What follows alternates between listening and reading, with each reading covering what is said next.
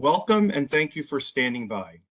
At this time, all participants are on a listen-only mode until we have a designated verbal question and answer period at towards the end of the session.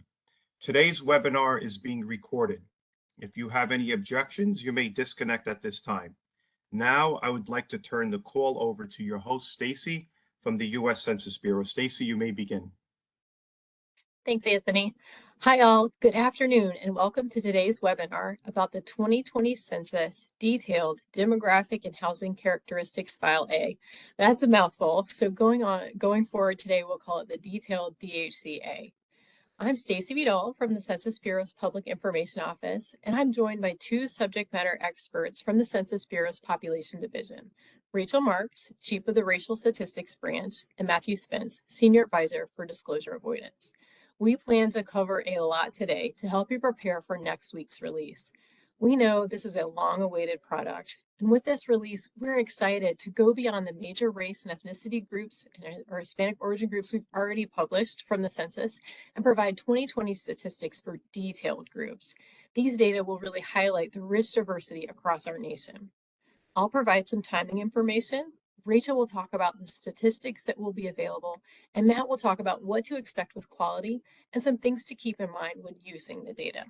Then I'll recap some content that will be available to help you explore the data and understand the highlights, and then we'll take questions. During the course of today's webinar, feel free to use the Q&A feature to ask questions. We have subject matter experts on standby to help answer them. We'll also have a verbal Q&A session at the end. If we can't get to your question today or you have others, we'll provide some contact information for you to connect with us afterward. So let's dive in. First, some logistics. We'll provide the data on embargo beginning around 10 a.m. on Tuesday, September 19th. We'll lift the embargo at 12:01 a.m. Eastern Time on Thursday, September 21st. The news release will go live on our website at 12:01 a.m. on Thursday, and we expect the data to be live on data.census.gov by 10 a.m. A variety of other materials we'll talk about today will also start coming available early that morning and should be live by 10 a.m. as well. If you would like to register for embargo access, we'll drop the link in the chat, along with the login page if you already are a subscriber. So please note that to have embargo access, you must be accredited media and abide by the embargo policy. This is a good week to check out whether your embargo account is still active, as we currently have an embargo open for another data product. So with that, let me turn it over to Rachel to give you an overview of the detailed DHC-A. Rachel? Thanks, Stacy. Before we get into what will be available, I think it's important to talk about where the data come from. We collected data on race and ethnicity in two separate questions, following guidelines set by the Office of Management and Budget in 1997. Over the past decade, we conducted research and engaged with various communities and tribal nations to learn about the ways in which people view and report their detailed racial, ethnic, or tribal identities. As a result, for the 2020 census, we provided dedicated write-in response areas and examples for each major race and ethnicity category. And in consultation with outside experts and stakeholders, we substantially reviewed, updated, and enhanced our race and ethnicity code list to reflect the myriad responses that people report. These improvements allowed people to more accurately report their detailed racial and ethnic identities, and they sharpened our collection, coding, and tabulation of disaggregated racial and ethnic groups. And this was critical because people reported more detailed identities than ever before. In 2010, we processed about 55 million write-in responses, and this rose to 350 million in 2020. People took the opportunity to tell us about their detailed racial and ethnic identities, and that is what this new data release will illuminate for communities and groups across the nation. With that background, let's talk about the data that will be available. With the detailed DHC-A, we will produce population counts and sex by age statistics for approximately 1,500 detailed groups. Let's break down what I mean by that. First, the groups. We will provide statistics for 300 detailed racial and ethnic groups. These include groups such as German, Lebanese, Jamaican, Chinese, Native Hawaiian, and Mexican. We will also produce statistics for 1,187 detailed American Indian and Alaska Native tribes and villages, like the Navajo Nation and the native village of Fort Yukon. I've mentioned some of the largest groups as examples, but you can find the complete list of groups that will be available in the 2020 Census Hispanic Origin and Race Iterations list. We have a link to it available in the press kit. I would like to note that we had previously estimated that we would publish data for approximately 370 detailed race and ethnicity groups and about 1,200 detailed American Indian and Alaska Native tribes and villages. We estimated that these were the maximum number of groups that could be eligible for data based on our code list. Now that we've finalized our iterations list, which we use to tabulate the data, we know that the number of groups will be a little bit lower. This is because the code list includes every term that receives a unique code during processing, but not all unique codes receive their own tabulations in the detailed DHC-A. For example, Okinawan, Iwo-Jimon, and Japanese all receive unique codes during our data processing. However, in the Hispanic Origin and Race Iterations list, Okinawan, Iwo-Jimon, and Japanese are all included in Japanese. Based on the final iterations list, we'll publish data for the groups you see on this list. Now, let's talk about what will be available for the groups. The key is that the level of detail available for each group will depend on the size of the group and the geographic level you're looking for. All of the eligible groups will receive a population count. Groups that meet certain population thresholds for a level of geography will also receive age and sex data. Specifically, they'll receive the number of males and females within certain age categories. The larger the group, the more age categories. This approach allows us to produce as much detail as possible while ensuring strong confidentiality protections. If a group meets the population thresholds to receive age and sex data, and I'll talk about those thresholds more in a moment, they will receive one of 3 possible tables: a table with 4 age categories, a table with 9 age categories, or a table with 23 age categories. We have the different age categories listed on this slide.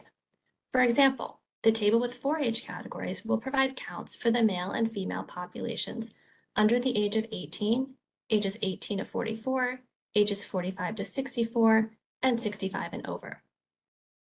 As I mentioned, the level of detail depends on population size and geographic level.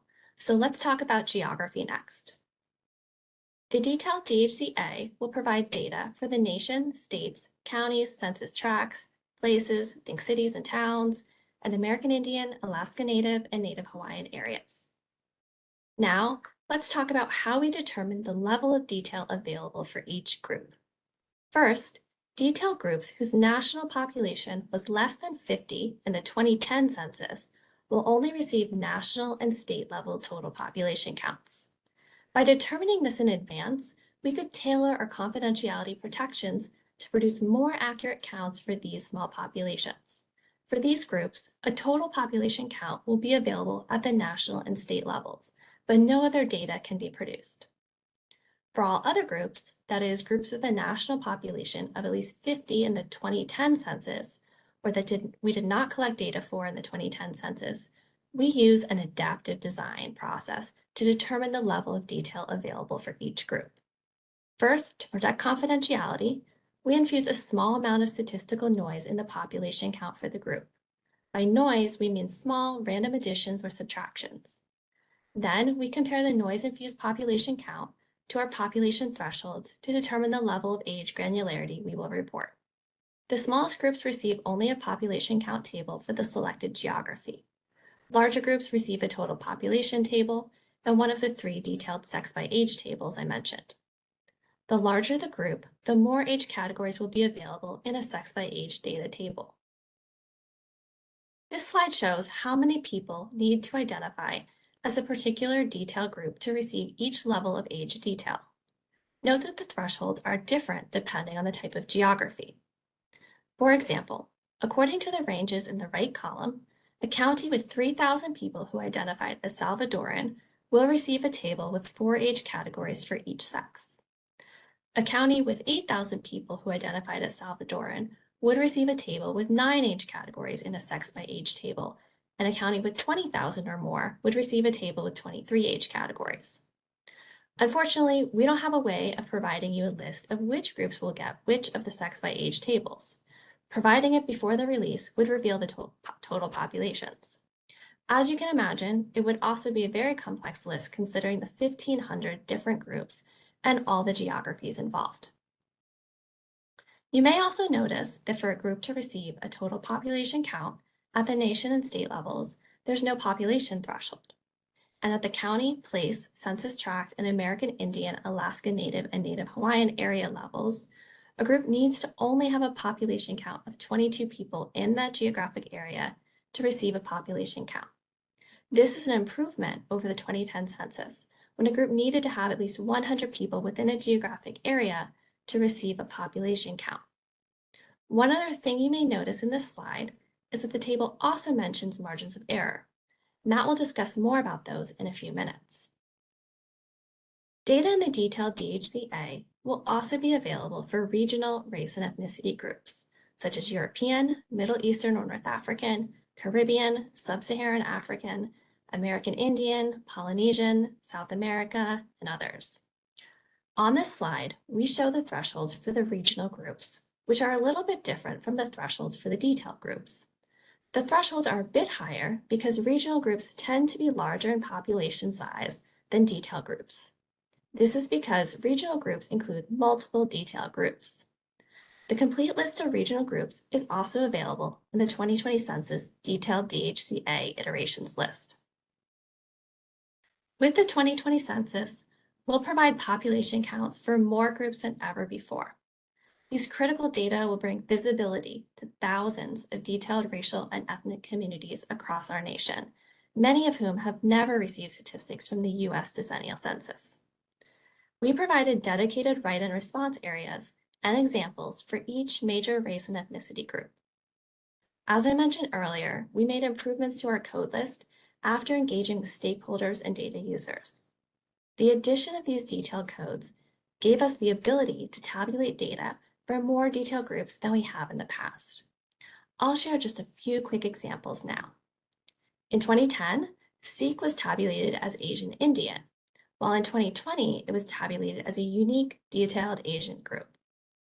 In 2020, we added unique codes for detailed white groups, including Middle Eastern and North African groups, detailed Black or African American groups, detailed Asian groups such as Kazakh, Sikh, and Uzbek, detailed Pacific Islander groups such as Maori, Nauduan, and Solomon Islander, and Afro-Latino and Garifuna in the Hispanic code range.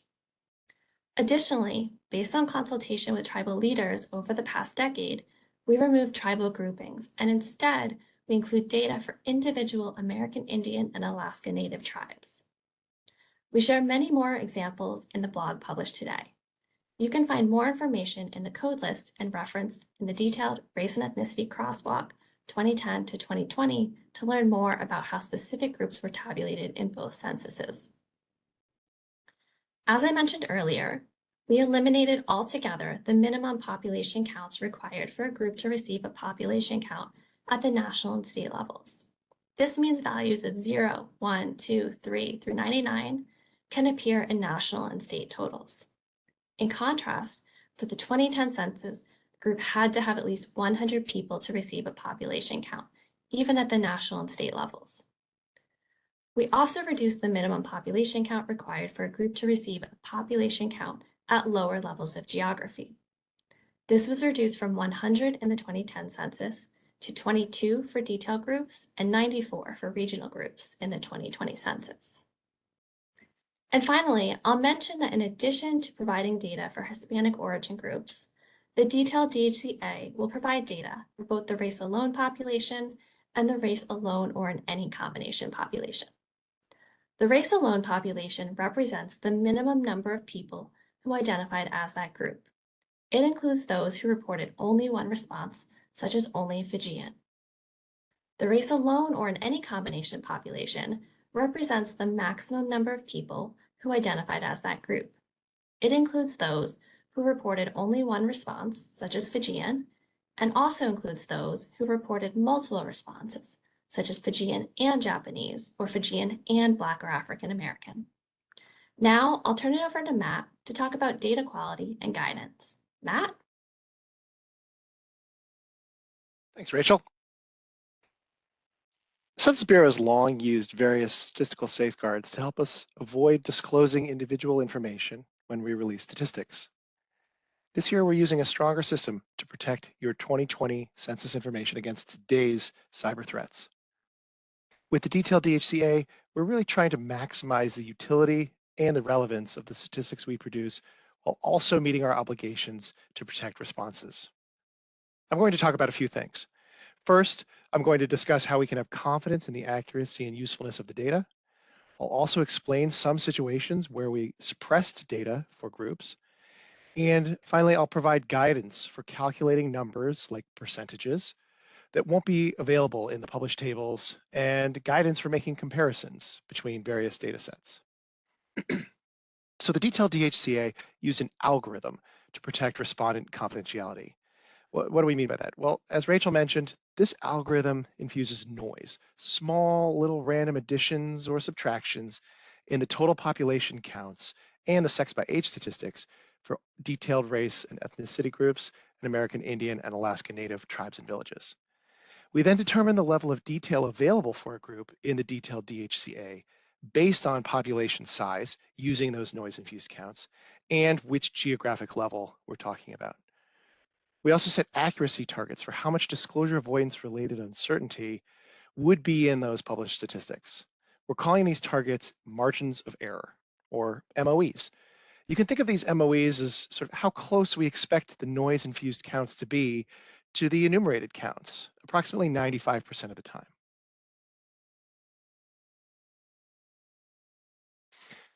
So let's look again at these thresholds that Rachel shared. We can see that for each geographic level for the detailed groups has a certain MOE. So let's start with, for example, a national noise-infused count of 20. That has an MOE of plus or minus 3. And so that means that we can be more or less 95% confident that the enumerated or true count is somewhere between 17 and 23.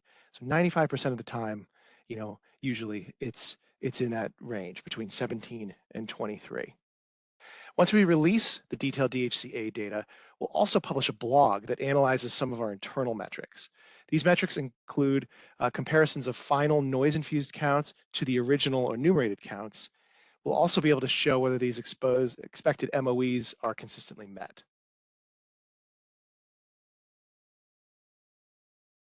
The 2020 Detailed DHC-A provides a substantial increase in the number of population counts being published relative to what we were able to do in 2010. Back in 2010, groups had to have a population of at least 100 nationally to be included in tabulations. However, we have implemented some data suppression in order to ensure demographic reasonableness. We followed these steps to suppress where necessary. First, we implemented a minimum population threshold for substate and AIANNH geographies. This prevents infused noise from disclosure avoidance, making it look like populations exist in areas where they do not. Second, we also suppressed cases where a noise-infused count fell below 0. We don't want to publish negative numbers for population counts. That just wouldn't make any sense. And finally, we suppressed the alone count in areas where the group's noise-infused alone population was greater than its noise-infused alone or in any combination population for that area. Remember that the alone count should represent the minimum, so it really shouldn't be larger than the alone or in any combination count. I'll note that the suppression is specific to a particular geographic area. It doesn't apply to an entire geographic level. So a group might be below the minimum population thresholds for a particular county and be suppressed, but might exceed it in other counties and receive total counts or maybe even sex by age counts for those counties. On release day, we'll also be able to talk about the proportion of detailed counts for each geographic level that are suppressed. Now let's talk about creating custom aggregations, meaning adding up some of these published statistics. When we released previous 2020 census data products, so the redistricting data, the demographic and housing characteristics file, the demographic profile, We explained that the data in those products generally become more accurate as you aggregate them. So if you aggregated a bunch of blocks, or if you aggregated a bunch of tracts or counties, you would get more accuracy. But that's not the case when you're aggregating data in the detailed DHC-A. The noise was infused differently for this product. It was a different algorithm, so you have to treat it a little bit differently. You should be careful when creating custom aggregations to add or subtract as little as possible. This minimizes the accumulation of noise across the counts that you create.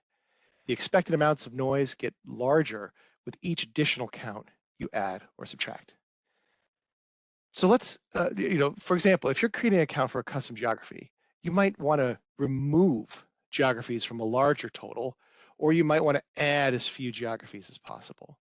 If you want to create custom counts, for example, like sex by age breakdowns, you want to collapse as few of the age categories as possible. So let's go into a few examples. I think that will help illustrate this. So let's consider creating custom geographies first. Here's an example where it's better to add than to subtract. Our task is to create a count of the Samoan alone population for the Pacific West states. So that's 5 states. In this case, it's better to add up the Samoan alone counts for each of those 5 states in the Pacific West, rather than subtracting all 45 other states plus TC that aren't in the Pacific West. So you would add together the counts for Alaska, California, Hawaii, Oregon, and Washington. And that's better than subtracting. Working with 5 states instead of 46, you can kind of see where I'm going. The fewer additions or subtractions, the better.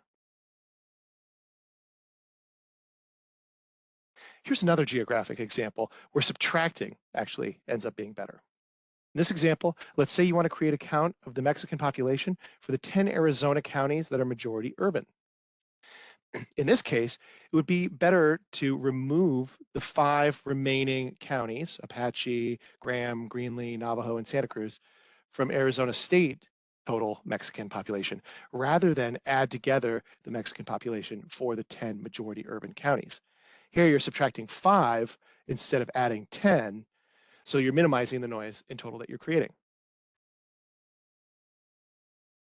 And here's an example using age data. So for these, you want to collapse as few categories as possible. Let's say you want to compare population groups that have 2 different published age tables. One group has the table with 9 age categories, the other has 23. In this case, collapse the 23 into the 9. That's much better than collapsing both the 23 and the 9 into 4, or creating some other sort of custom categorization. So if you'd like to calculate percentages as you work with data, you may find that not all of the denominators you need are included in the detailed DHC-A. You may need to pull a denominator from the 2020 census redistricting data or the DHC data. And this slide shows which data source to use when calculating a percentage. For example, let's look at that first row. If you would like to calculate the percentage of the Asian alone population that's Korean alone at the national level, you'd find the Korean alone population total for the US from the detailed DHC-A and divide it by the total Asian alone population from the redistricting data, sometimes called the PL 94-171 data. We'll have these slides available in the press kit so you can reference back to them. This table will also be available in the technical documentation. Now we're talking about other sets of data. There are a few things to keep in mind if you'd like to make comparisons across data sets or across years.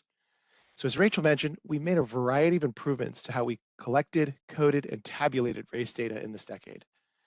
We would encourage you to check out these resources, today's blog, the code list, and the crosswalk, to help you become more familiar with these improvements. Each of these resources is linked from the press kit. The same caution also applies in comparing the 2020 detailed race data to the American Community Survey, or ACS, estimates. 2020 census provides the official counts, including Hispanic origin and race, of the population, and the ACS provides estimates of additional characteristics, adding rich context for understanding the nation's population. We implemented these same improvements in the ACS starting in 2020. As a result, use caution when comparing 2020 census detailed Asian and HPI and AIAN race data with 2019 or earlier ACS data. We also encourage you to use caution when comparing ancestry data from the ACS with the detailed DHC-A data. The detailed groups classified as white, Black or African American, and some other race available in the 2020 census detailed DHC-A have historically been tabulated from the ancestry question in the ACS. If you compare the ancestry and the detailed DHC-A data, keep in mind that they use different methodologies for collecting, coding, and processing data on these two topics. We'll provide more details on this in the technical documentation. However, the 2020 census detailed Hispanic origin data from the ethnicity question are comparable with the 2010 census and with ACS, regardless of data year. Now I'll turn it back to Stacy to talk about accessing and exploring the data. Thanks, Matt. Matt and Rachel have mentioned several technical resources I want to recap for you here. One is the technical documentation. This includes more detailed explanations and examples of some of the topics we've covered today. We're working to make the tech doc available as soon as possible before the public release. The other items listed here, the iterations list, the code list, and the crosswalk, will help you understand what groups will be published in the detailed DHC-A. That's the iterations list, and how we got to those groups by coding people's responses. That's the code list, and the crosswalk shows you how that changed from 2010. Those three items are available in the press kit or will be later today. Now for some of the resources that I think will be a really fun way to see what's available in the detailed DHC-A. We plan to have a data visualization that will have two tabs. One tab will map the largest and second largest detailed groups by state and county. You'll be able to see the variation across the nation and within your state. The other tab provides ranking lists. You can get a ranking of the population counts of all detailed groups within a major race or ethnic group. For example, you can select Black or African American alone, and it will pull up all Black or African American alone detailed groups ranked from most populous to least populous for the nation, states, and counties. Or you have another option. You could rank geographies. You could pick a detailed group, say Argentinian, and see how counts of the Argentinian population vary among all states or counties. The data visualization is going to be a great place to start exploring the data. It will be available on September 21st, and we'll have some screenshots available during the embargo period to give you a sense of what it will look like. On release day, we'll also post a data gem video that demonstrates how to use it. We'll have a variety of America Count stories that will highlight what we're seeing in the data. For release day, we plan to have 4 stories. We also aim to make those available during the embargo period. We'll have a story that gives an overview of the detailed race and ethnicity groups, one on the detailed Asian population, one on the detailed Native Hawaiian and other Pacific Islander population, and one on the detailed Middle Eastern and North African population. Following the detailed DHC-A release, we'll plan to publish 1 story a week through October on the additional groups listed here. In terms of blogs, we often use these to dive into technical explanations. So I invite you to check out the blog that we published this morning on what you should know about the detailed DHC-A. It covers many of the things that we've talked about today and offers a few more examples that we didn't have time to cover during the webinar. On release day, we'll publish a blog about quality. Matt talked about being able to report on the margins of error and how well the published statistics meet those MOE targets. We'll cover that in that blog, in the quality blog. Finally, we expect to discuss the different ways of tabulating Afro-Latino responses on release day. If possible, we'll try to make that blog available during the embargo period as well. So for tutorials, how do we access the data? The full data set will be available on data.census.gov and will be available through the embargo site during the embargo period. We expect the data to be live on data.census.gov by 10 a.m. on the 21st. We will provide links from the news release and the press kit that take you right into that data set, into the detailed DHC-A data set on data.census.gov. From there, the key will be selecting your geography and selecting the detailed group you're in, groups that you're interested in. To help you do that, we will provide how-to guides with some screenshots, as well as some short videos demonstrating how to access the data and a few other skills like downloading and exporting the tables. I also want to point out something that may look strange to you because it's a little different than what you may have seen with other tables on data.census.gov. As Rachel and Matt have talked about, the amount of data or amount of detail a group gets depends on the geography level and its population size. Larger groups will get not just a population count, but also age and sex statistics. So what does this look like when you search on data.census.gov? Each group will get a maximum of 2 tables with data per geography. You would get a population count, and if the group is large enough, you would get 1 of the sex by age tables. However, when you get the list of search results on the website, you may see more than 1 of the sex by age tables in the search results list. If you selected only 1 group as you're searching, only 1 of these sex by age tables will actually have data in them. The others will say that no data are available. This isn't a problem with the site, it's just how the tables are returned at times for this particular data set. We just want you to be aware of what's going on if you see it. So look for the data in just 2 of those tables.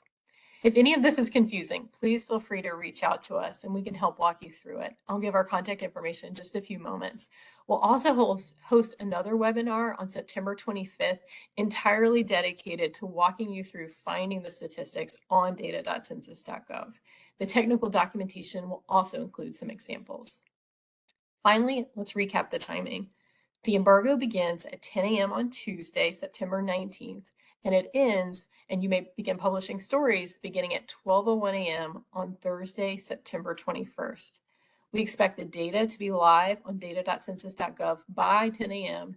and the data visualizations and data visualization and the other materials that we've talked about should be live that morning as well by 10 a.m. So now let's take some time for questions and answers. Rachel, Matt, and I are joined by some additional subject matter experts whom we may call upon to help us answer them.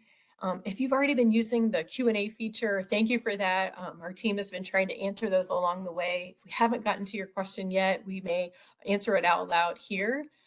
If you would like to answer or ask a question out loud, please use the raise hand feature there on WebEx. You should see it down below, and we'll call on you in the order that hands are raised. And then once we call on you, please unmute yourself once you're prompted. You'll get a little screen pop up. So when you ask your question, please state your name and your media affiliation or your organization. And because we want to give everyone an opportunity to ask their questions, we'll allow just 1 question and 1 follow-up. And if we can't get to your question today, or you have others following the webinar, please reach out to the Public Information Office, either by email at pio@census.gov or by phone 301-763-3030. So we'll give folks just a moment to raise their hands. And while we wait for questions, I want to alert you to 2 other data products that may be of interest. The first is the Race, Ethnicity, Ancestry, and American Indian and Alaska Native tables that we released back in June. That product is from the American Community Survey and provides statistics on many of the same detailed race and ethnicity groups that will be available in the Detailed DHC-A. The difference is the census provides official counts and age and sex statistics, while the American Community Survey provides estimates of a wealth of additional social, economic, and housing characteristics. The graphic on the slide here provides an example of the educational attainment statistics available through that product for the Native Hawaiian and other Pacific Islander groups. I alluded to the other product at the very beginning. The 2022 American Community Survey 1-year estimates are currently available on embargo right now, and they will be released tomorrow on Thursday, September 14th. These estimates include language spoken at home, educational attainment, commute to work, employment, mortgage status, and a host of other topics available for a variety of geographies with populations of 65,000 or more.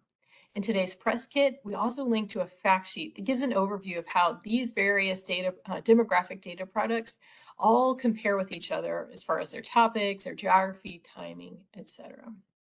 So let's pause there and see if we have some folks in the chat or have any questions. All right, and then please all forgive me if I mispronounce your name from reading it. I haven't had the benefit of hearing you say your name. So I see 1 hand raised, Shoei.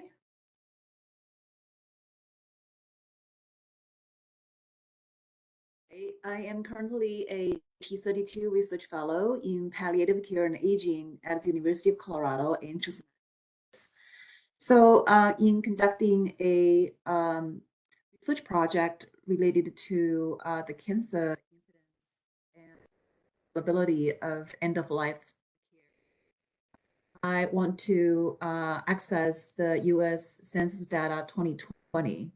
So when I was looking at the census.data.gov, census.gov, I noticed that there are actually some data that have listed the 2020 census data, for example, the total population or the elderly population. So I wonder if the project, I wonder, the new release of the U.S. Census 2020 data, would they be somewhere comparable to some of those data that's already available and hosted on the US Census.gov on the census.data.gov data website? Sorry, can't remember the full name of the website. Let me see if I understand your question. So you've seen some of the 2020 census data we've released already, and it sounds like, are you wondering if these data we're about to release, if these are comparable to what we've already released from the census? Is that what you're asking? Yes, basically is to get an understanding between some of the variables that are available in the current data census.gov website and the new release. So what are some of the variables that can already be used if there is a time pressure that we wanted to move forward versus the the accuracy and the uniqueness of the new released census data. Got it. Rachel, would you like to cover that, how this release is different from the other 2020 census products we've already released? Yeah, absolutely. So thanks for that question. I think a great way to think about this release is complementary to our previous 2020 census data releases. So specifically for race and ethnicity, we have already released data on the major race and ethnic groups like white, Black, Hispanic origin, Asian, and others. And we have also released data on age and sex characteristics for those groups in the demographic and housing characteristics file. What this product does is it really adds more detail about the race and ethnic groups, right? So it includes data on the German population, Nigerian, the Japanese population. So those really detailed groups within those larger race and ethnic categories are included in this product. One thing to keep in mind is that you may see some inconsistencies when you compare data between this product and previously released 2020 census products. And that's because of the different types of mechanisms we use to protect the data within the products. But I think a great way is to use them as complementary products. Thank you for that. Looks like our next question is from Maurice.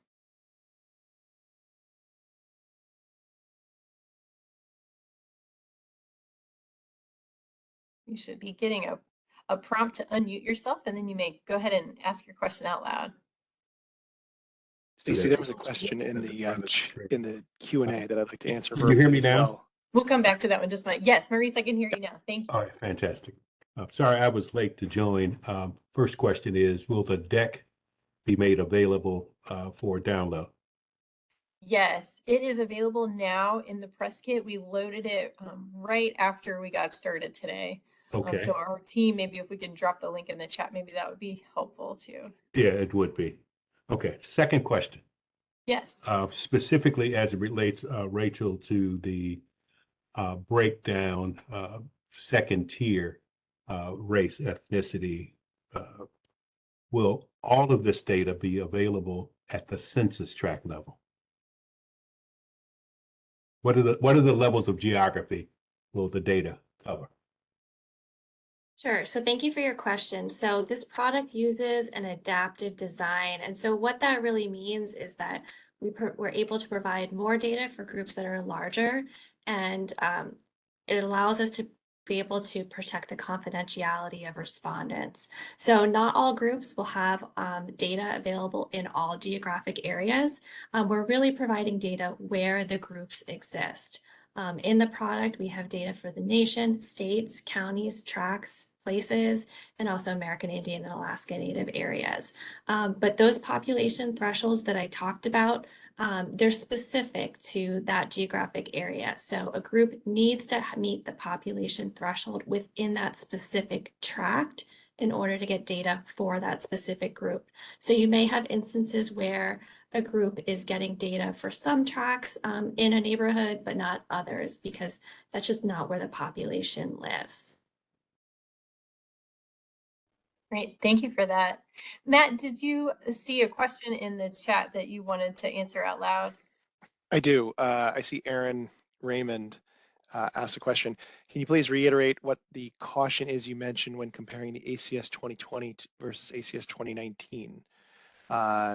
And if you can go back a few slides.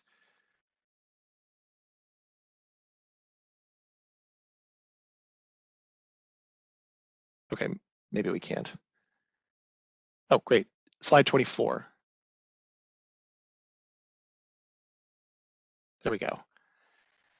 So I think the point of this slide is that the 2020 census debuted a new way for collecting, coding, and processing race responses. Rachel is the absolute expert in this, so I'll defer to her if you have more specific follow-up questions about this. But because of those differences, it's not necessarily comparable to compare 2020 census data, or for example, 2021 ACS data to 2019 or prior ACS data for the race question.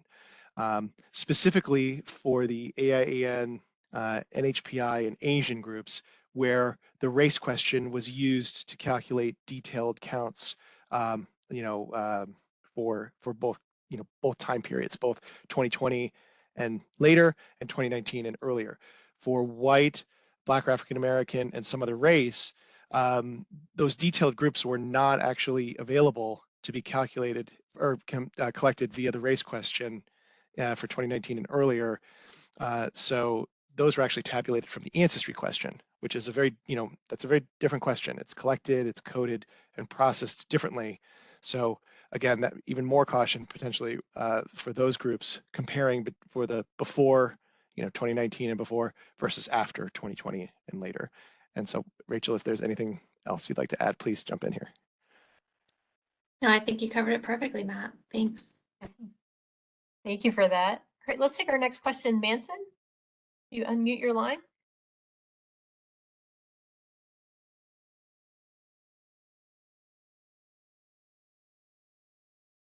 So you should be getting a little prompt to pop up to ask you to unmute. Spence, and I'm with the self-help for the elderly in the city. How are you all? My question is, I use your census data without any guidance, or it's a little challenging. And I think you guys have some kind of tutorial. So it would be nice if I can know where I can find the tutorial. The next question is, for my intent and purposes, I need to drill down to a zip code level. But I think my understanding is the census data only able to drill down to like a city or county level. Am I right? So I'll say this particular product will not be available for zip code areas. However, other products that we have released I do have, we call it the ZICTA, the zip code tabulation area. And those other products like the Detailed D, or excuse me, not the Detailed D, the demographic and housing characteristics file released back in May, that does have data available at that geographic level. And for that, if you want to reach out to PIO@census.gov, we can help walk you through that, Okay. how to find those. It's just this particular product will not have it at that geographic level. Got it. And then for your question as far as tutorials, so we will have a variety of tutorials. I think we're gonna have about 7 videos. They're pretty short. I'll say around 5 minutes or so, available on the 21st. You'll be able to get to that from our press kit. We'll also have this other data page, so we'll have links to it from there. Okay. Links kind of from all over our website to help help you be able to find those, hopefully. And if video isn't your thing, we'll have some PDF versions of that have some screenshots and a little bit of text just to help explain and walk you through. Also, the technical documentation will have some of those screenshots and some suggestions and tips for how to find the data. So I assume that the email address that you gave me, if I have any follow-up question, I need further help, I can send the email Yes. there, right? Well, yes, please Thank you. feel free to. All right, thank you very much. Sure. Great, thank you. Let me pause just for a moment and check in with Jessica and Ellie, who've been helping us answer a lot of questions in the chat. Do you two notice any others that we need to answer out loud at the moment? If we could reiterate what the America Counts stories are that will be available in the embargo. Yes, great. Let's see. Yep, great. Thank you for Christina for jumping to that slide for us. So we will have 4 available on release day and also the same 4 during the embargo period. One is an overview story of kind of giving an overview of all of the different major race groups and the detailed groups within them and the Hispanic origin groups. One story will be dedicated to the detailed Asian population, one to the detailed Native Hawaiian and other Pacific Islander population, and one for the detailed Middle Eastern and North African population. And then you'll see following that about 1 a week through the end of October we'll have for the other population groups. Great, thank you. Jessica, any others that in the chat that we should answer? We do have another one. If the Detailed DHC-A is for detailed race groups, what product do we use to get similar MOEs or confidence interval information for the major race groups? And it looks like Michael just answered this, but if you could still maybe give the answer orally, that would be great. Thank you. Michael, would you be able to chime in out loud on that one? Sure. So the data products that we have released so far that include the major race groups, which are the redistricting data product and the demographic and housing characteristics product, we do not currently have kind of comparable MOEs or confidence intervals for those data products, but we have released an extensive set of accuracy metrics, both accuracy metrics based on our demonstration data products using 2010 census data and accuracy metrics that have been generated directly on the 2020 data themselves. And you can use those accuracy metrics to assess what the expected amount of disclosure avoidance induced error or uncertainty into any statistic for kind of typical geographic areas of particular sizes. So we have those available on the website. You can use those to kind of ascertain what the likely amount of uncertainty in any given statistic is, but we don't have the actual confidence intervals or MOEs out there currently. Thank you for that, Michael. So I see we have another hand raised. Jen, would you like to ask your question?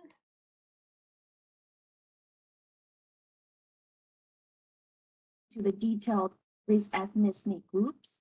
My question is— I'm sorry, I think we missed the very beginning. Would you mind saying just a little bit louder and starting from the beginning? Oh, can you hear me better? Yes, that's great. Thank you. Thank you. Yeah, I'm an epidemiologist at CDC. My question is, how complete is the data of the detailed race ethnicity group subgroups? And do you see any pattern of difference of missing or completeness by subgroups? Where we're coming from is if we use those detailed subgroups as denominator to estimate national disease incidence rate, how confident are we will be those accuracy or representativeness for the national estimates? And when you say completeness, can you tell me a little bit more about what you mean by that part of it? So what I mean is, say if certain, for say Chinese, Korean, Japanese, do people refuse or didn't report those subgroups information in census? Like how complete they are, how much you're missing by subgroups? Do you see any patterns? Rachel, I don't know if you would have any insight offhand that might help answer that particular question. Yeah, thanks for that question. We do have a pretty complete detailed code list that's available on the website today. As we mentioned, there's over 1,500 groups included in that, including the groups that you mentioned. I don't really have any insight into your question today, since we don't have any data to share today, but once the data are released, I think if you reach out to us, we can talk more about that. So thanks for that question. Thank you for that. While we wait and see if anyone else would like to raise their hand, I would like to call attention to one other thing that might be a good resource for you. It's our data dissemination program. So if you're looking for further assistance on how to obtain or understand census data, our data dissemination specialists, or DDSs, we call them, are located across the country and can provide some assistance. These specialists usually help provide information in English, but sometimes they're also available to speak in other languages as well. Whether you're conducting or you need them to conduct a one-on-one webinar, say with a business startup or another organization, or if you're conducting a large-scale presentation or need them to at our university, these specialists strive to put the public in touch with the data they need. So the DDSs provide a wide variety of assistance for free. And if you're interested in a specific type of training or presentation, please feel free to reach out to them and to a specialist in your area using the contact information on the slide. So they are certainly a resource, and we'll also share our contact information as well if you have questions, again, about this particular release. But the data dissemination folks are a great resource if you need someone who's even more local to your area, or to come and give a presentation or a webinar for your particular group or your organization. So I'm not seeing any other hands raised. Oh, a couple just popped in. How about Francisco? You're up next. My name is Dr. Francisco Valle. I teach at Loyola Marymount University, and I'm also the president of Valle Consulting.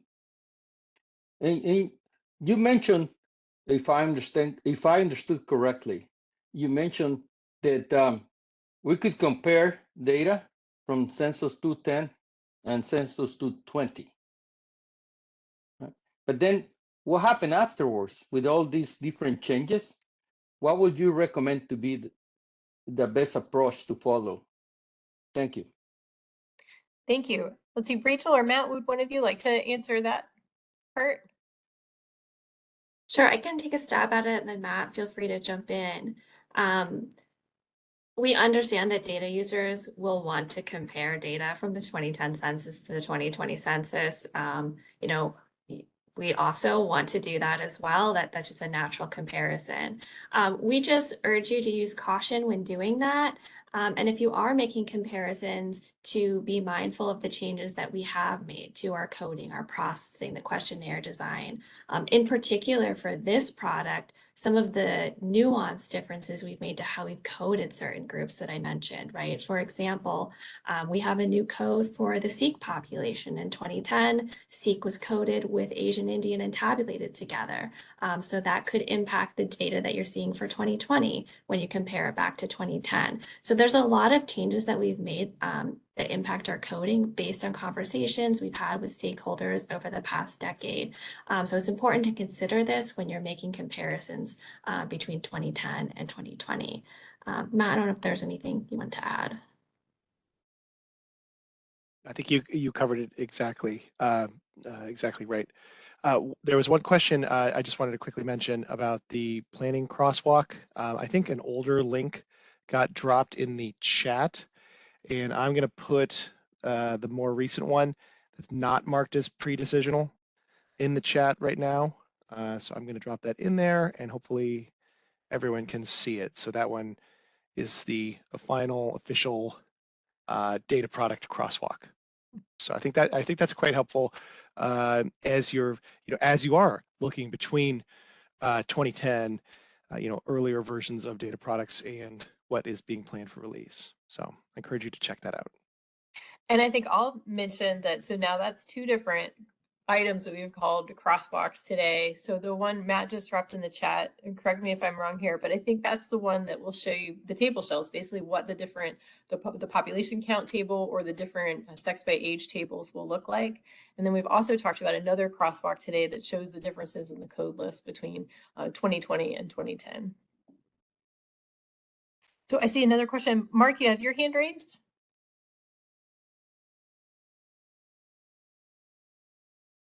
if it's possible, please, I'd like to revisit the question put forward by the researcher from CDC. If our census data are known to have or are suspected of having undercounts, either by percentages or by raw counts that differ by racial groups, would that affect the denominators that the CDC researcher was talking about? And then in some ways render more erroneous national estimates of disease prevalence, so that if among one racial group we expect or we suspect or we have evidence for larger numbers of non-respondents or people who avoid the census, avoid being counted, would that make any difference? Thank you. And I don't suppose, I wouldn't know what mechanisms we have in place to adjust for that or to correct for that, or whether we, in the outputs that we deliver, make public, discuss this possible issue. Thank you for that question. Rachel, is that something you'd like to take a stab at answering today too? I think that might be something we can follow up on. Yeah. And that, we don't have the data available yet. I think it'd be better to follow up on once we have. Yeah, That sounds good. if I can just, I would just say, Sure. like, I think it's absolutely going to be better once you see which data are available. As far as accuracy as related to disclosure avoidance, keep in mind that for nation and state, the margins of error are 95% of the time, more or less. You can imagine that the count is within 3 of the published count, and there is no minimum sort of threshold unless it goes to a negative number, then it would be suppressed.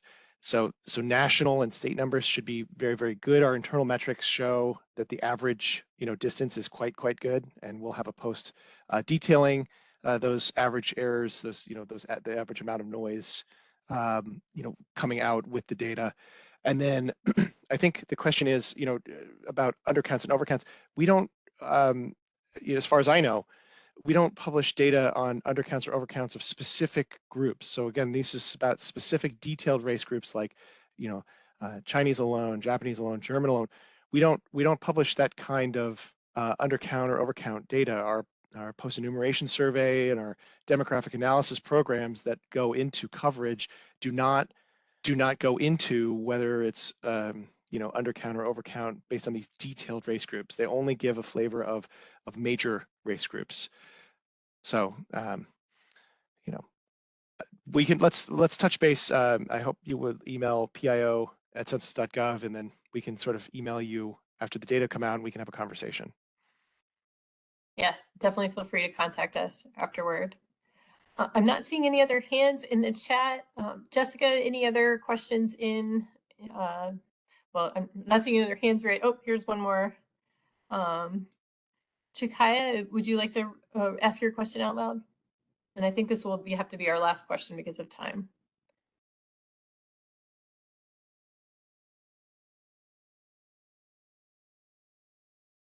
So make sure you click the unmute when the little pop-up comes. There you go. Unmute it now?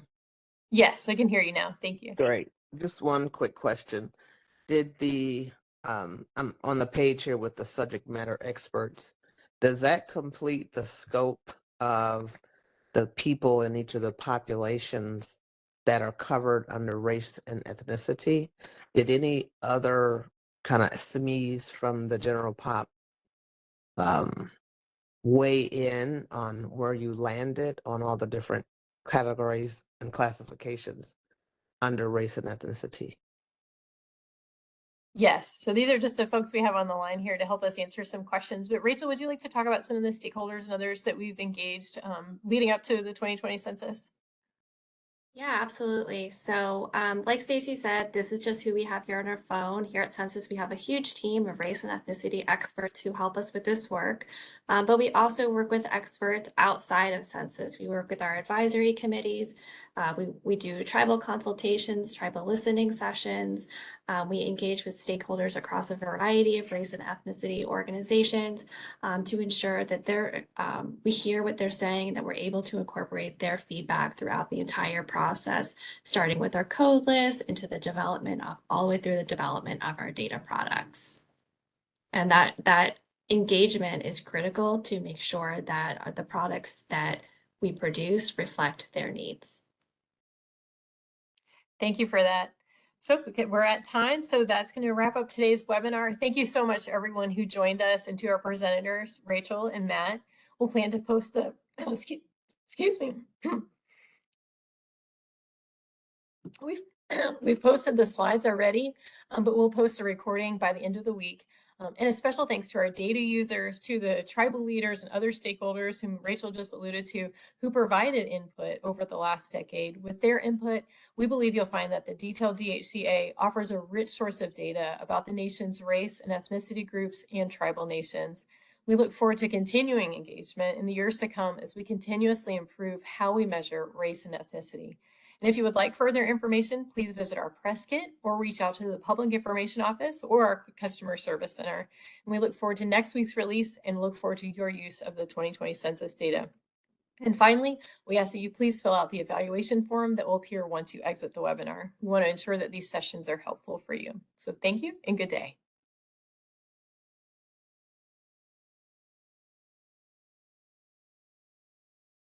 That concludes today's session. You may disconnect at this time.